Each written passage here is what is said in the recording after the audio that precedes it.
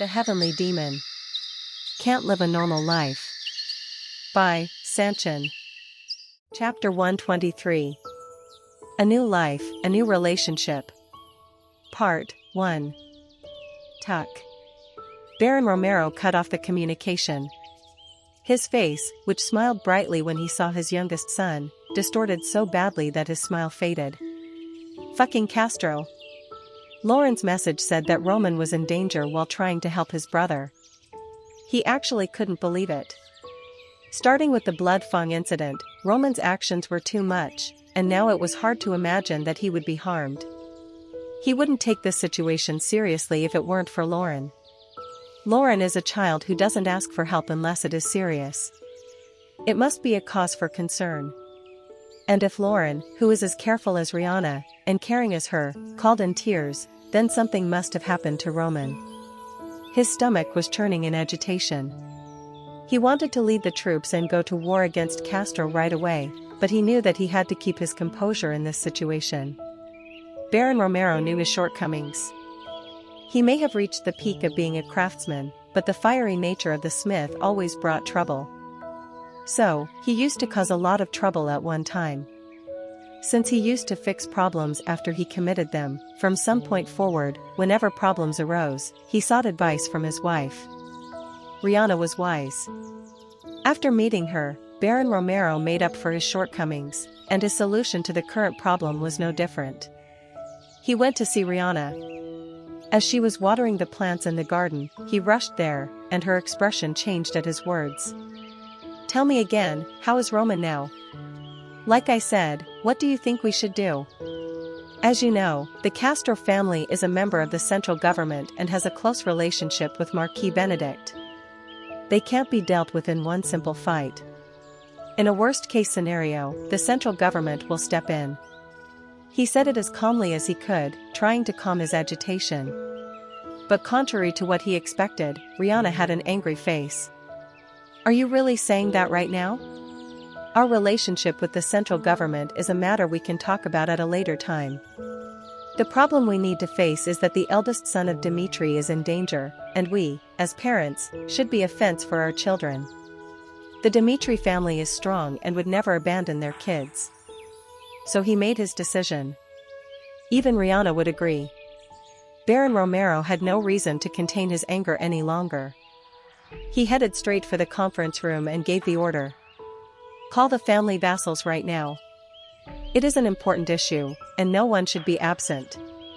Dmitri wasn't usually a place where the Lord asserted his authority. Baron Romero was a man who put up a wall between himself and his people, but everyone would still obey his orders. He finished summoning everyone. Even those who were dealing with their urgent tasks had immediately gathered when the Baron called. In Dmitri's conference room, the vassals of the family gathered in one place. Baron Romero looked at them with a stiff face.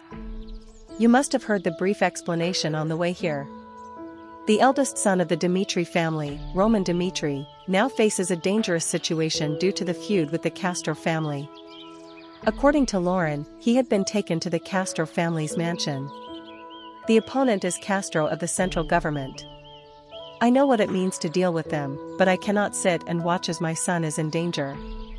This wasn't just a simple matter. The moment he moved the troops in the name of Dmitri, he might have to be prepared for an all-out war. So, the consent of the vassals was required. "I know better than anyone that it is a risky choice. I have already made a decision, but the problem we have now isn't something I can decide alone. What do you think?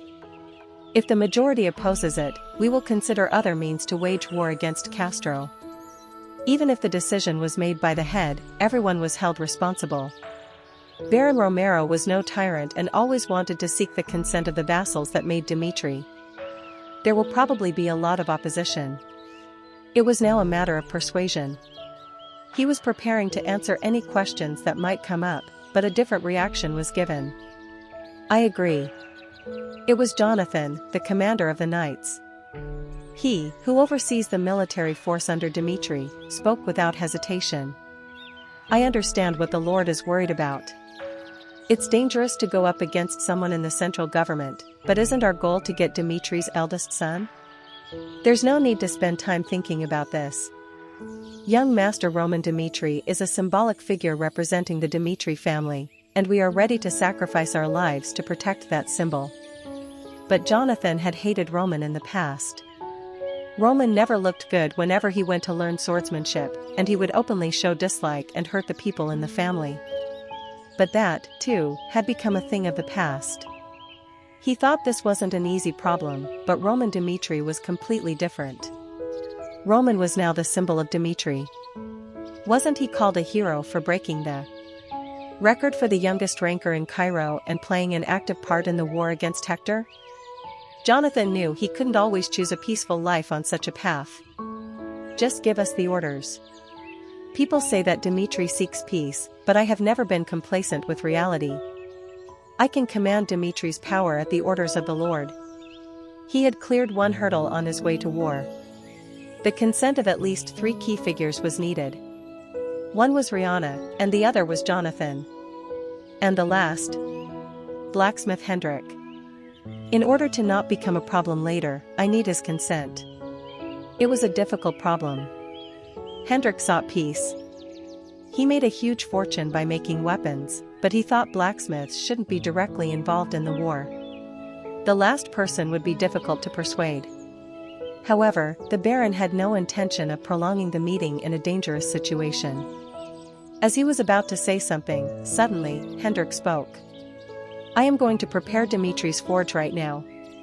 Captain Jonathan, please tell us what we need for war. It was shocking, but Hendrik was speaking like he was angry. Baron Romero thought Hendrik supported peace. If the weapon maker said he wanted to get involved in the war, he thought that life wasn't just about tapping iron from then on. And like Jonathan, he too once hated Roman. However, that was in the past. If they were asked what kind of person Roman was for Dmitri, then they would all say, Young Master Roman is the future of Dmitri. Before leaving for the southern front, Roman overhauled the foundation of Dmitri. He went out of his way to understand the problems in the mine. Despite knowing that the situation couldn't be fixed easily, he still made a large-scale investment for the safety of the residents. That was the start of this virtuous cycle. The residents found stability thanks to the safe environment, and many jobs were created as the mining workload increased. People no longer had to worry about their livelihoods, and the money they spent led to the development of commerce in the estate. It was only one change, yet it resulted in a butterfly effect. Dmitri's workers laughed a lot, and they knew that this change came from Roman. Roman's choice wasn't forced by anyone. Dmitri's people are living peacefully thanks to the determination that he himself took to enter the iron mines, which is the foundation of the family and which made him understand the reality of the people. Young Master Roman is the future of Dmitri, and he deserves to rule them in the future. They can never ignore Roman, who is in crisis. Moreover, Hendrik received a gift from Roman. When he looked at Salamander, he laughed loudly at the masterpiece the eldest son had made. Hendrik spoke with a furious tone, as if he were about to explode at any moment. It is unacceptable to touch young Master Roman. Castro or whatever, Lord. The blacksmiths of the smithies, the workers of the iron mines, and even the residents of Dmitri have all received a great favor from Roman Dmitri, and we are not people who deserve such grace. No one will object to this choice. So, if you make the decision to go to war, please tell me firmly what I need to do. As the atmosphere changed, everyone's opinions were gathered. In response to the reactions that neither of them could afford to pass on, Baron Romero burst into tears. What is this? He figured that Dmitri, the loser in the northeast area, was heading in a different direction than in the past. The order was given. To prepare for war, all available manpower was mobilized. In addition to preparing the soldiers, people were busy moving to secure the best weapons and food. What? Is that true? The miners in the iron mine heard the news.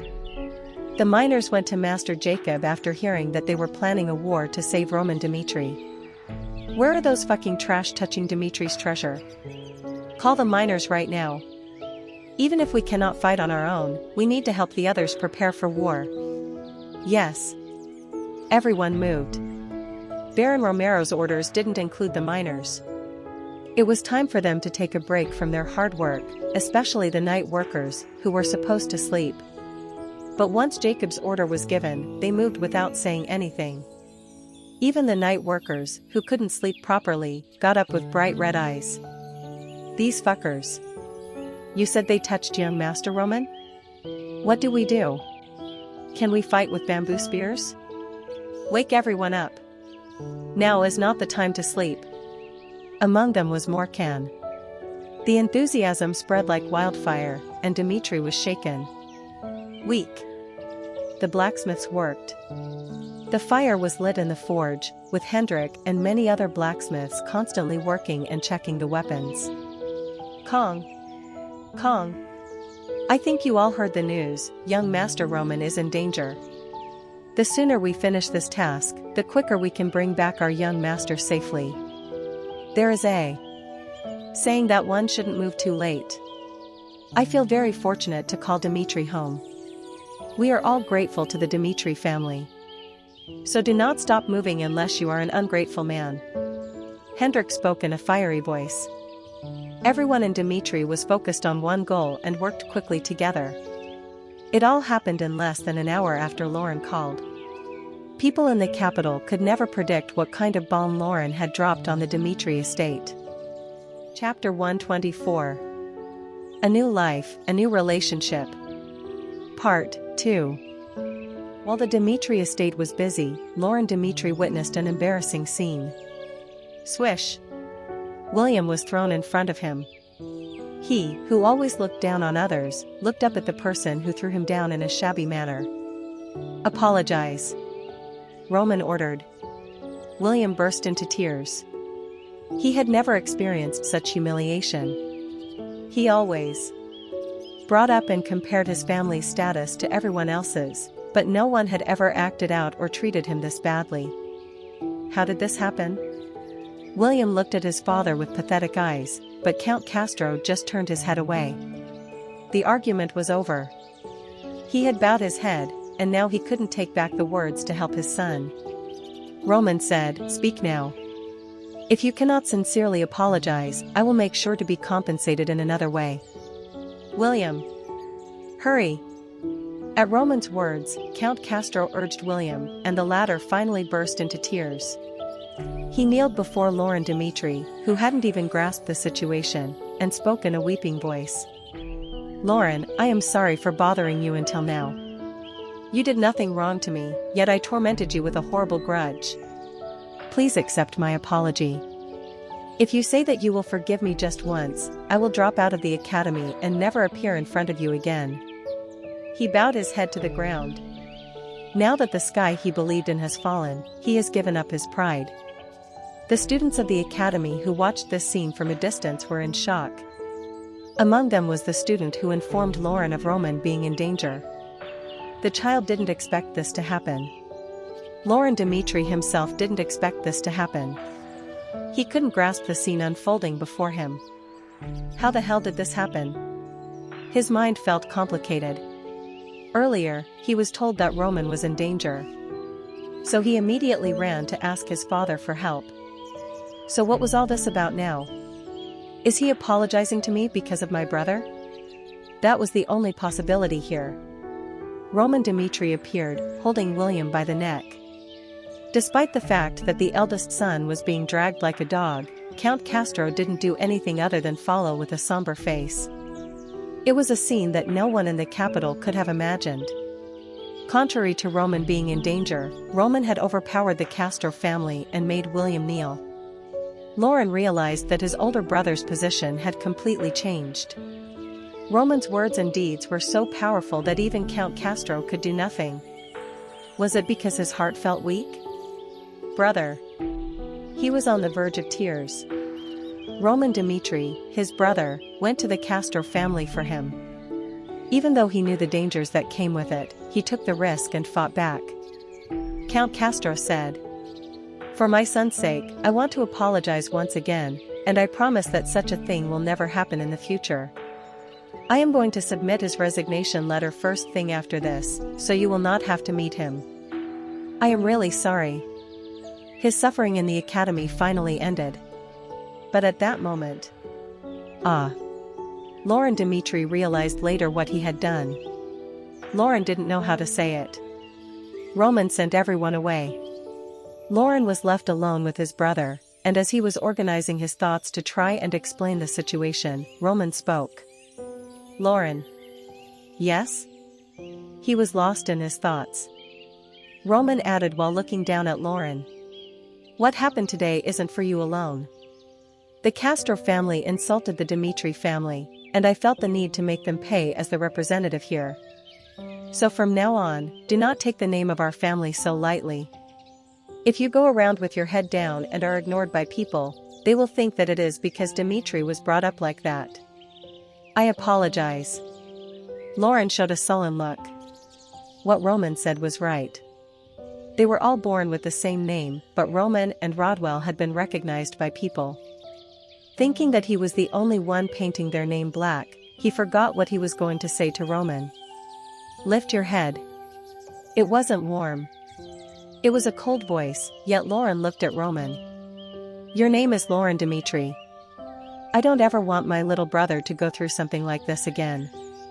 The Castro family belongs to the central government, but if they had known the power of Dmitri, they would not have been able to treat you badly. Others do not recognize your power. It is entirely up to you to use the power, and if this happens again in the future, I will not help. They were cold words. However, Lauren's eyes were filled with emotions. Little brother. Lauren nodded vigorously as he thought about the words little brother in his head. I will always remember what my brother said. Next time, if the same thing happens to me, I will not just let it pass and suffer. Hearing his words and witnessing his determined expression, Roman smiled. Not bad.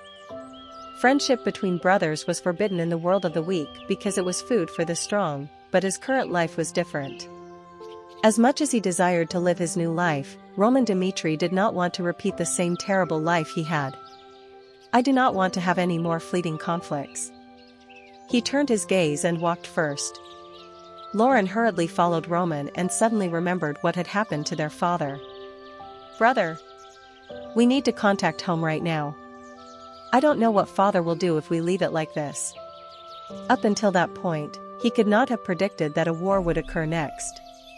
Count Castro returned to his mansion. Jewels greeted his eyes, but today they didn't seem like a symbol of power to him. What a fucking bastard. Chuck.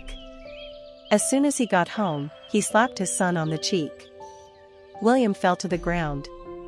Grasping his flushed cheek, he looked up at his father with a shocked expression. Father?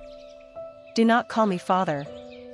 How did you end up an idiot despite having my blood? Do you realize what mistake you did today? Roman Dmitri is the new rising star on the continent. Not only Marquis Benedict, but even other powerful people in the Cairo kingdom are drooling over him, and you plan to harm his younger brother. On this day, not only Count Fabius, but also the academy students witnessed the apology, so the rumors would soon start to spread. The people will continue to talk about this in the future. They will say that the Castro family are assholes who could do nothing against Dmitri. From the moment you, the son of Castro, fell on your knees, our status fell to the ground. There was no way to recover from this. From the moment William crossed the line, he had already foreseen it. Thinking about the reputation he would lose only made Count Castro feel dizzy. Damn it. He wondered how to face Marquis Benedict. As Count Fabius said, if his intention was to make Roman his son-in-law, then their relationship would collapse in an instant. Marquis Benedict was that type of person. At the crossroads of choices, even the smallest mistake could get the Castro family kicked out of the central government. He had to cool his head for now. After telling his servants to take his son away, Count Castro sat on the sofa and sipped some wine. He inhaled the wine's fragrant smell, and as he was about to take another sip, Count, we got a call from the Dmitri family. From Dmitri? At those words, the Count put down his glass and had a distorted expression. The issue between Roman and Castro was over, but Baron Romero was unaware of this and pushed forward his plan for violence. Count Castro. I heard you harmed my son. The nobles of the central government may be arrogant, but we will never stand by the atrocities of those who dared touch the blood of my family.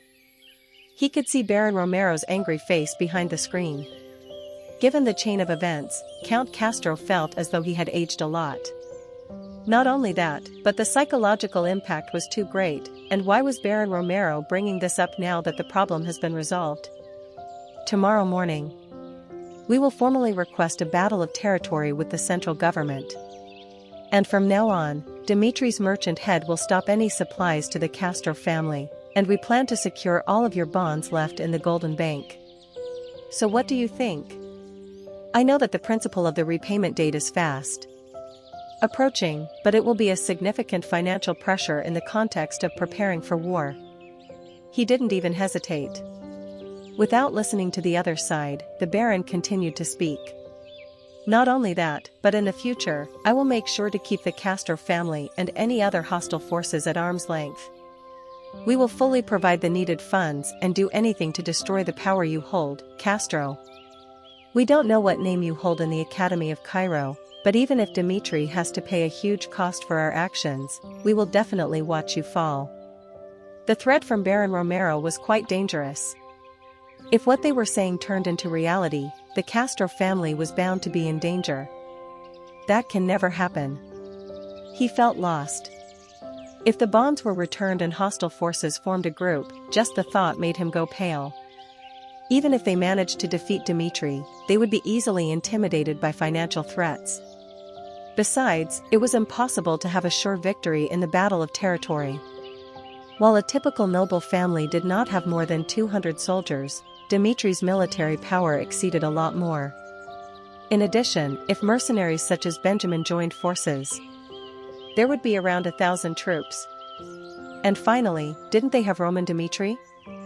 At first, he was worried about how to face Marquis Benedict, but the more he thought, the stronger he felt Dimitri's potential.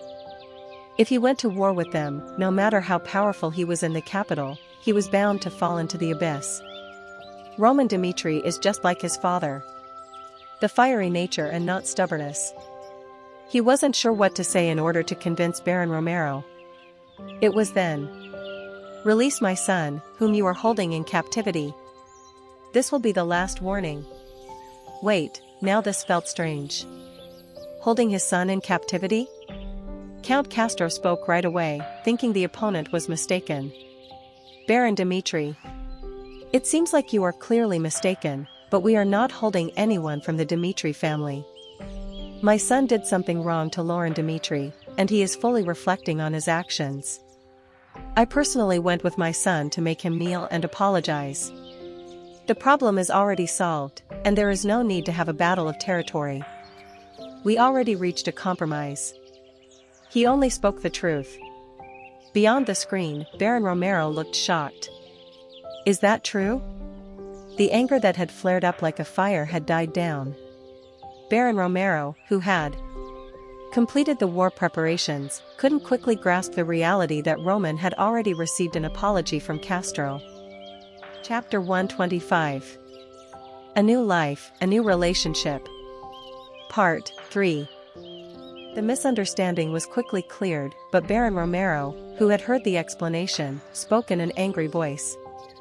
If you have apologized, I will not consider this a problem, but do keep this in mind, House Dimitri will do anything to protect their kids. If you threaten Roman or Lauren again, then you should start getting prepared. Even if the house walks into the path of destruction, we will make sure to plunge Castro into the abyss with us. Tuck. The communication was cut off.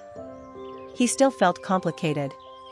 When Count Castro's face on the screen vanished, Baron Romero laughed out loud. Ha ha ha, my son is really grown up. Roman Dimitri.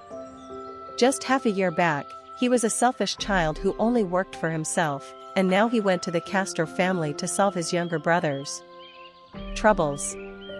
As a father, this made his heart swell. Dimitri's first and third son's relationship seemed like water and oil, yet without realizing they had a strong bond. Furthermore, right outside the office were men waiting for his orders. Seeing all of them on the street, regardless of age and gender, Roman's status seemed to have changed again. People didn't say that he was a skilled leader for no reason. In such a short amount of time, Roman has completely taken over the hearts of the people of Dimitri. From the head of the family to the smiths and the miners, now the roots of Dimitri have accepted Roman as their leader. He understood the people in Dimitri. Everyone was looking up to him. As the father, he couldn't help but feel delighted at the response they had for Roman. He was once a sore sight to the commoners. Seeing this transformation in Roman excited Baron Romero. Quang! He kicked the door open. Baron Romero shouted to the people waiting outside. Get ready to party right now. For the sake of my son and the future of Dimitri, I will reward those who made a great decision. Smithies, mines, and inns are all closed. We eat and drink as much as we want. Get drunk like today is the last day. The eventful day that lit everyone's hearts on fire finally came to an end. The event spread like a rumor. Everyone talked about the dispute between Dimitri and Castro. I saw it. Really? Right. William Castro, who always held his head high, couldn't say anything to Roman Dimitri, even though his father was beside him. Rather, he hesitated, and Count Castro got angry, and he made him apologize. It seems like the thing about Cairo's hero is true. It is a well-known fact that Count Castro is one of the high nobles of the central government, but he just stood there and let his son apologize. It is clear that the power system in Cairo is starting to change. Hearing William kneel down and apologize, the students were shocked. William Castro, the man who boasted irresistible power, was devastated. Meanwhile, the merchants from Dimitri spread new words. It had only been a few hours, but the merchants of Dimitri had spread these words. They will cut off all dealings with the Castro family and suggest a way to corner them too, and those who helped in this would be given a huge reward by the Dimitri family. Do you know what it means? With the recent issue of Castro and Roman Dimitri, the Dimitri family is ready to go on a war against them. Wow. A family on the outskirts wants to face Castro? Right, and what is even more startling is that as soon as the incident happened, all the nobles took Dimitri's side. Castro and Dimitri are in a position where power in the capital and family on the outskirts clash. This means that, shockingly, the high nobles thought that Dimitri had a chance of winning. I've known for a long time that Dimitri doesn't have less potential, but things have changed since Cairo's hero was born. This issue announced one thing. In the meantime, the Dimitri family was greatly underestimated due to their origin, but now their evaluation has been reversed with the power Roman Dimitri has and their wealth. They were now a powerful force on the periphery that even the central government couldn't touch. Dimitri was no longer a family that could be ignored. More rumors circulated, further elevating its reputation. The rumors about Roman Dimitri completely trampling on Castro's name. Even in this situation, the Castro family didn't speak out because the truth was worse than the rumors. Rather, it was better for Castro to just say that Dimitri was stronger than expected. It wasn't just that. People thought that Marquis Benedict might be angry alongside Castro, but the rumor said he wasn't angry. It was clearly Castro's fault for touching Cairo's hero. Even the influential Marquis Benedict sided with Roman Dimitri, and Dimitri quickly emerged as the new power protected by the central government. Just one event. Dismissing this as a simple event would be wrong, as Dimitri's status had changed due to it. The circulating rumors reached Roman's ears too. In particular, the rumors that his family was preparing to go to war made him feel complicated. Dimitri is a family that opposes war, and such a family had decided that for me. This life wasn't his choice. After his death, he awoke as Roman Dimitri and chose to continue living as he had been. Even though he had become accustomed to his new life and had established new relationships, Roman found the Dimitri family to be somewhat startling at this event. Baron Romero. His father hated war. Since his father believed in peace through words, he had a tendency to handle things as peacefully as possible. For that reason, Dimitri didn't have much power under them. Baron Romero's choice isn't his own. Dmitri must have put the war into action because everyone decided to go to war, and all the key figures must have agreed to it. A small town like Dmitri settled on the edge of the kingdom, and for my sake, they decided that war was worth the risk. In his past life, everyone moved as he calculated. Although given the various names of weak or strong, it wasn't uncommon to fall into an abyss from a simple mistake. He had seen too many deaths from it. Naturally, that made his personality take a drastic turn. He had clearly put up a wall around himself. In fact, the people of Dmitri could be called Roman's people, but that didn't mean they were within the wall. The invisible wall. People weren't special to Roman. He would make the decision to sacrifice them at any point. Is this life different from the previous one? A new life and new relationships. Just as people forgot their prejudices and looked at him, Roman tried to look at them without prejudice. The result was their decision to go to war for him, even though they weren't asked to do it and no one ordered them to do it. People showed pure favor to repay Roman. Young master, it seems like you are being too hard on yourself. It is good to be true to life, but do not push yourself. It was Hans. He spoke while looking at Roman, who was lost in his thoughts. Of course, there were people like Hans in his previous life too. The fact that Hans took the time to do so made him feel appreciated. He hadn't met many people who were loyal to one person despite his success in his previous life. The emotions that made people human still existed. Roman looked at Hans with warm eyes and smiled. The news of Dmitri. Seeing Hans here, Roman was gradually accepting the life given to him. Chris. The Castro incident. Chris, who had been immersed in training for a long time, heard the news of the incident from a soldier who rushed to him. Mr. Chris. The Lord is in danger now. The Lord is in danger? Clench. The sword stopped. The soldier felt Chris exuding murderous energy, so he hurriedly explained. I got a call from the Dmitri family. It seems like the Lord was caught by Castro in the process of helping young Master Lauren, and it is said that he might be in danger. What do we do? Chris smiled, saying that their Lord was in danger. It didn't even sound real. You still don't seem to know who our Lord is. If the Lord does anything, it is always done with extreme calculation. Castro is a noble of the central government and a worrisome opponent for Dmitri, but I can assure you that it is the Castro family who is at risk and not our Lord. Then you are saying we should just wait? No. He held his sword and trusted the Lord. But regardless of what he believed, it was his role to prepare for any contingency. Call the troops right now. The moment the Lord gives an order, we must be perfectly prepared to carry it out. I understand. Kevin. Kevin knew about the incident before Chris. After telling a colleague to pass this on to Chris, he ran towards the Castro family's mansion. How dare they touch my lord? His stomach was churning in agitation. He didn't think Roman would be in danger.